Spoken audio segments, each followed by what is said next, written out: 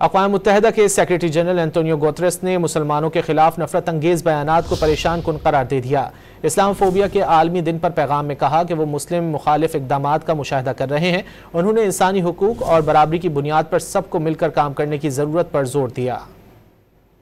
As Muslims around the world come together to mark the holy months of Ramadan, many do so in fear of discrimination, exclusion and even violence.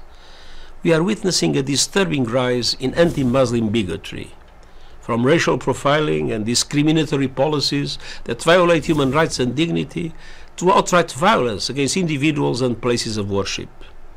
This is part of a wider scourge of intolerance, extremist ideologies, and attacks against religious groups and vulnerable populations. When one group is attacked, the rights and freedoms of all are at risk. As a global community, we must reject and eradicate bigotry.